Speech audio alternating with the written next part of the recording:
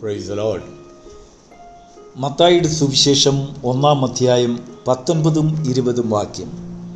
അവളുടെ ഭർത്താവായ യോസേഫ് നീതിമാനാകൊണ്ടും അവൾക്ക് ലോകാപവാദം വരുത്തുവാൻ അവന് മനസ്സില്ലായകൊണ്ടും അവളെ ഗൂഢമായി ഉപേക്ഷിപ്പാൻ ഭാവിച്ചു. ഇങ്ങനെ നനച്ചിരിക്കുമ്പോൾ തന്നെ കർത്താവിൻ്റെ ദൂതൻ അവന് സ്വപ്നത്തിൽ പ്രത്യക്ഷനായി. ദൈവത്തിൻ്റെ അതിപരിശുദ്ധമുള്ള നാമം മഹത്വപ്പെടുമാറാകട്ടെ.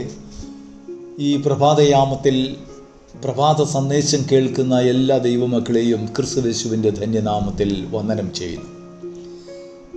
നമ്മുടെ വന്യനായ കർത്താവായ യേശു ക്രിസ്തുവിൻ്റെ മനുഷ്യജന്മത്തിന് തൊട്ടു മുൻപിൽ എന്താണ് സംഭവിച്ചതെന്നുള്ളതായ ഒരു യഥാർത്ഥമായ കാഴ്ചപ്പാടിനെ നമുക്ക് തരുവാൻ മത്തായി തൻ്റെ സുവിശേഷത്തിൽ വളരെയധികം വ്യക്തതയോടെ ആത്മനിറവോടെ പരിശ്രമിച്ചു എന്നതാണ് സത്യം.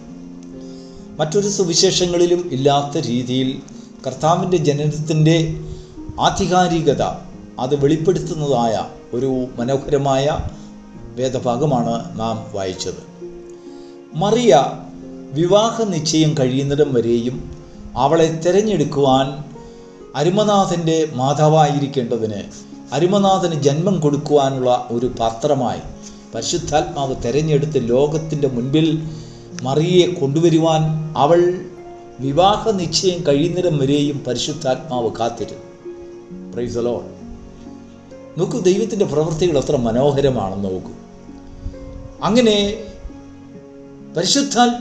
പരിശുദ്ധാത്മാവ് അവളുടെ മേൽ നിഴലിട്ടപ്പോൾ അവൾ ഗർഭിണിയായി എന്നുള്ളതായ ഒരു പരമാർത്ഥത അവളെക്കാൾ മുമ്പ് ആത്മനിയോഗത്താൽ അവൾക്ക് വിവാഹ നിശ്ചയം ചെയ്തിരുന്നതായ യോസേഫിന് പരിശുദ്ധാത്മാവ് വെളിപ്പെടുത്തി കൊടുത്തു. യോസേഫിനെ സംബന്ധിച്ചിടത്തോളം താൻ ഒരു നീതിമാനാണ്. ദാവീദിൻ്റെ ഗോത്രത്തിൽപ്പെട്ട ഒരു മനുഷ്യൻ. അഭിമാനം കൊണ്ടും മാന്യത കൊണ്ടും പേരുകൊണ്ടും പെരുമ കൊണ്ടും ആ സമൂഹത്തിലെ നീതിപൂർണമായ ഒരു ജീവനം കൊണ്ടും അവർ വലിയ ധനികരൊന്നും ആയിരുന്നില്ല.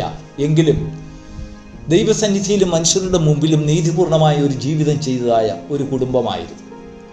യോസേഫിന് സംഗതി കാര്യങ്ങൾ മനസ്സിലായെങ്കിലും മനുഷ്യൻ്റെ മുഖത്ത് നോക്കുവാൻ തനിക്കൊരു ലജ്ജ. എങ്ങനെയാണ് മനുഷ്യരുടെ മുഖത്തെ മറ്റുള്ളവരെ താൻ അഭിമുഖീകരിക്കുന്നത്? തൻ്റെ ഭാര്യയെ ഉപേക്ഷിക്കുന്നത് എങ്ങനെയാണ്? അവളുടെ നിർമ്മലതയെയും അവളുടെ ആ പരമാർത്ഥ ഹൃദയത്തെയും നിർമ്മലമായ ജീവിത ആ പവിത്രതയും ഒക്കെ തിരിച്ചറിഞ്ഞായ യോസേഫ് ഒരു കാര്യം മനസ്സിൽ കണ്ടു: ഗൂഢമായി അവളെ ഉപേക്ഷിക്കുക. ദൈവത്തിന് സ്തോത്രം. ദൈവത്തിൻ്റെ ആത്മാവ്, പരിശുദ്ധാത്മാവ് ഈ പ്രഭാതത്തിൽ യേശുവിനെ സംബന്ധിച്ചോ യോസേഫിനെ സംബന്ധിച്ചോ മറിയയെ സംബന്ധിച്ചോ അല്ല നമ്മളോട് സംസാരിക്കുവാൻ ആഗ്രഹിക്കുന്നത്. ഈ വചനത്തിൽ നിന്നും ഗൂഢമായി ഒരു വ്യക്തിക്ക് വിരോധമായി അവളുടെ നാണക്കേടിനും അവളുടെ നാശത്തിനും അവളുടെ മറ്റുള്ളവരുടെ മുമ്പിൽ അപമാനത്തിനും വഴിവെക്കുന്നതായ ഒരു സംഭവം അവൾക്ക് വിരോധമായി ഉരുത്തിരിഞ്ഞപ്പോൾ, യോസേഫിൻ്റെ മനസ്സിൽ ചിന്തിച്ചപ്പോൾ തന്നെ ദൈവത്തിൻ്റെ വചനം ഇവിടെ എഴുതിയിരിക്കുന്നു, അപ്പോൾ തന്നെ ദൈവത്തിൻ്റെ ദൂതൻ യോസേഫിന് വെളിപ്പെട്ടു. Praise the Lord. ദൈവമക്കൾക്ക് വിരോധമായി നമ്മെ വിശ്വാസ ജീവിതത്തിൽ ലജ്ജിപ്പിക്കുന്ന, ക്രിസ്തുവിൻ്റെ സ്നേഹത്തിൽ നമ്മെ വേർപിരിക്കുന്നതായ, ദൈവത്തിൻ്റെ പദ്ധതിയിൽ നിന്ന് നമ്മെ തരം താഴ്ത്തിക്കളയുന്നതായ, ദൈവിക ഉദ്ദേശം നമ്മളിൽ നടപ്പാക്കാതെ മനുഷ്യരുടെ മുൻപിൽ നമ്മെ അപകീർത്തിപ്പെടുത്തുന്നതായ സംഭവങ്ങൾ അത് ഗൂഢമായി നടക്കുമ്പോൾ നമ്മൾ അതിൻ്റെ പിന്നിൽ ഓടണ്ട, നമ്മൾ അതിൽ വിഷമിക്കേണ്ട. ഒരു ദൂതൻ അപ്പോൾ തന്നെ അതിന് ന്യായമായ രീതിയിൽ അതിനെ കൈകാര്യം ചെയ്യുവാൻ ദൂതൻ വെളിപ്പെടും. ദൈവത്തിന് മഹത്വമുണ്ടാകട്ടെ. കാരണം അവൾ ഗർഭിണിയായിരിക്കുന്നത് പരിശുദ്ധാത്മാവിനാൽ പരിശുദ്ധാത്മാവ് നിഴലിട്ടത് കൊണ്ടാണ്. മനുഷ്യരാലും മനുഷ്യൻ്റെ ഇഷ്ടത്താലും അത് മനുഷ്യരക്തത്തിൻ്റെ മനുഷ്യബീജത്താലും അല്ല അവളിൽ ഉൽപ്പാദിതമായിരിക്കുന്നത്. ഒരു പരിശുദ്ധാത്മ നടത്തിപ്പ് അവളുടെ മേൽ ഉണ്ടായിരുന്നത് കൊണ്ടും അവളുടെ പവിത്രതയെയും അവളുടെ നിഷ്കളങ്കതയെയും സ്വർഗം തിരിച്ചറിയുന്നതിനാലും അവൾക്ക് വേണ്ടി, യോസേഫിന് വേണ്ടി ദൂതൻ വെളിപ്പെടേണ്ടത് ആവശ്യമായിരുന്നു. യോസേഫിനെ കുറിച്ച് അവിടെ പറയുന്നത് അവൻ നീതിമാനാണ്. മറിയയെക്കുറിച്ച് പറയുന്നത് അവൾ നിഷ്കളങ്കയാണ്. അപ്പം നിഷ്കളങ്കതയും നീതിയും നിറഞ്ഞതായ ഒരു ജീവനം, ഒരു കുടുംബം.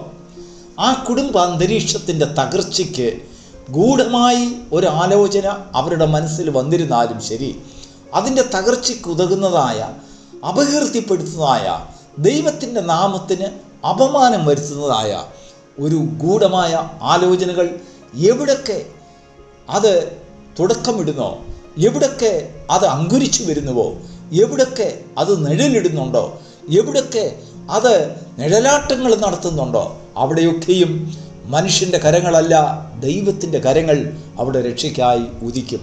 ദൈവത്തിന് സ്തോത്രം.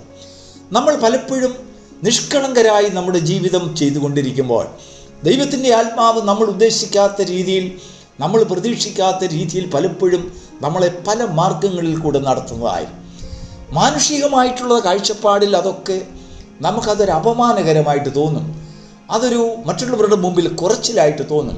പക്ഷെങ്കിൽ നിൻ്റെ മേലിൽ വരുന്നതായ ഓരോരോ നിയോഗങ്ങൾ, നീ കടന്നു പോകുന്നതായ പാതകൾ ദൈവത്തിൻ്റെ പരിശുദ്ധാത്മാവിനാൽ നിയോഗിതമാണെങ്കിൽ ദൈവം പദ്ധതിയിട്ടിട്ടുള്ളതായ പല കാര്യങ്ങളുമാണ് നിന്നിൽ കൂടെ നടക്കുന്നതെങ്കിൽ നിനക്ക് വേണ്ടി ദൈവത്തിൻ്റെ ദൂതൻ തക്ക സമയത്ത് പ്രത്യക്ഷപ്പെട്ട് നിൻ്റെ പ്രതിയോഗിയോട് ഇടപെടും.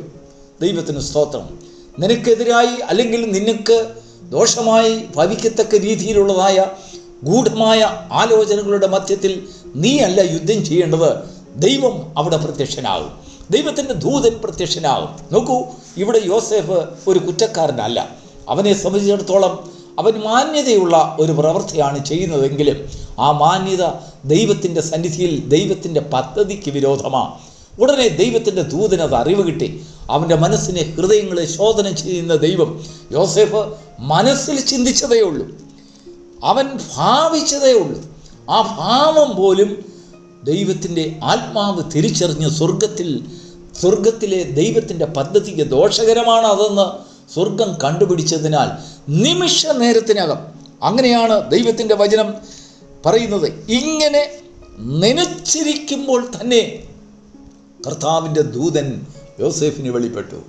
നമ്മുടെ ജീവിതത്തിൽ കടന്നു പോകുമ്പോൾ നമ്മളെ താഴ്ത്തിക്കളയുവാൻ, പലപ്പോഴും നമ്മളെ നഷ്ടപ്പെടുത്തുന്നതായ, അല്ലെങ്കിൽ നമ്മളെ അപകീർത്തിപ്പെടുത്തുന്ന, നമ്മുടെ കുടുംബത്തെ നശിപ്പിക്കുന്ന, നമ്മുടെ തലമുറകളെ നശിപ്പിക്കുന്നതായ, ദേശത്ത് നിവർന്ന് നടക്കുവാൻ കഴിയാത്ത രീതിയിൽ അപമാനം വരുത്തുന്നതായ എത്രയോ ഗൂഢമായ ആലോചനകൾ ശത്രു നമുക്ക് വിരോധമായിട്ട് കൊണ്ടുവരും. ഓർത്ത് നോക്കുക, നമ്മുടെ കരങ്ങൾ പരിശുദ്ധമാണെങ്കിൽ, നമ്മുടെ ഹൃദയം പരമാർത്ഥത നിറഞ്ഞതാണെങ്കിൽ, ആത്മാർത്ഥതയുള്ളതാണെങ്കിൽ, ദൈവസന്നിധിയിൽ നീതീകരിക്കപ്പെട്ടതായ ഒരു ഹൃദയവും കരങ്ങളും നീ പരിപാലിക്കുന്നുണ്ടെങ്കിൽ, നീ മെയിൻറ്റെയിൻ ചെയ്യുന്നുണ്ടെങ്കിൽ, no one can stand against you, no one can think against you, no one can do anything against you. നിനക്ക് വിരോധമായി ചിന്തിക്കുവാനും, നിനക്ക് വിരോധമായി സംസാരിക്കുവാനും, നിനക്ക് വിരോധമായി ഒരു പ്രവൃത്തികളും ചെയ്യുവാൻ സ്വർഗം അനുവദിക്കുകയില്ല. അവിടെ ദൈവത്തിൻ്റെ ദൂതൻ ആ നനവുണ്ടാകുമ്പോൾ തന്നെ നിനക്ക് അനുകൂലമായിട്ട്, നിനക്ക് വേണ്ടി സംസാരിപ്പാൻ, നീ ആരെന്ന് അവർക്ക് മനസ്സിലാക്കി കൊടുക്കുവാൻ, നിന്നെക്കുറിച്ച് സംസാരിക്കുവാൻ തക്കവണ്ണം ഒരു ദൂതൻ അവിടെ പ്രത്യക്ഷപ്പെടും. ദൈവത്തിന് സ്തോത്രം. അങ്ങനെയുള്ള ഒരു വാഗ്ദത്തമാണ് ഈ പ്രഭാതത്തിൽ ഈ വചനത്തിൽ നിന്ന് ദൈവത്തിൻ്റെ ആത്മാവ് നമുക്ക് വാഗ്ദാനം ചെയ്യുന്നത്. കർത്താവിനെക്കുറിച്ചോ മറിയയെക്കുറിച്ചോ യോസഫിനെക്കുറിച്ചോ അല്ല, ദൈവജനത്തെക്കുറിച്ച് ഒരു ഭക്തനെ സംബന്ധിച്ചിടത്തോളം ഉള്ളതായ ദൈവിക ആലോചനയാണ് ഈ പ്രഭാതത്തിൽ ദൈവം നമുക്ക് ദാനമായി തന്നിട്ടുള്ളത്. നമ്മുടെ ജീവിതത്തിൽ പലപ്പോഴും കലക്കപ്പെട്ടതായ, പ്രയാസപ്പെടുന്നതായ, ഭാരപ്പെടുന്നതായ അനേക ഗൂഢമായിട്ടുള്ള ആലോചനകളുടെ മുമ്പിൽ നമ്മെ തകർത്ത് കളയുവാൻ, ഭൂമുഖത്ത് നിന്ന് ഇല്ലാതാക്കി കളയുവാൻ, തുടച്ചു നീക്കുവാൻ, നമ്മുടെ കണ്ണുനീരിനെ കണ്ട് സന്തോഷിക്കുവാൻ ഉതകുന്നതായ അനേക ആലോചനകൾ നാം അറിയാതെ ഗൂഢമായി അവിടെ ഇവിടായി മന്ത്രിക്കുമ്പോൾ, പ്രിയപ്പെട്ട ദൈവ പൈതലേ, യുദ്ധം യഹോവയ്ക്കുള്ളതാണ്. ദൈവം നിനക്ക് വേണ്ടി നിന്റെ ജോലി എന്ന് വെച്ചാൽ നീ ഒരു ആത്മാർത്ഥതയെ ദൈവത്തിൻ്റെ ആത്മാവിൻ്റെ സന്നിധിയിൽ നിഷ്കളമായ ഒരു ഹൃദയം, പവിത്രതയുള്ള ഒരു ജീവിതം നിനക്കതിനെ സൂക്ഷിക്കുവാൻ കഴിയുന്നുണ്ടെങ്കിൽ യുദ്ധം യഹോവയ്ക്കുള്ളതായിരിക്കും. ദൈവം നിനക്ക് വേണ്ടി എഴുന്നേൽക്കും. ദൂതൻ ആ നിമിഷം തന്നെ അവിടെ പ്രത്യക്ഷപ്പെടും, നിനക്ക് വേണ്ടി സംസാരിക്കും. നിന്നെ ദൈവത്തിൻ്റെ വിടുതലിനെ കണ്ട് സന്തോഷിക്കുവാൻ നിനക്കിടയായിത്തീരും.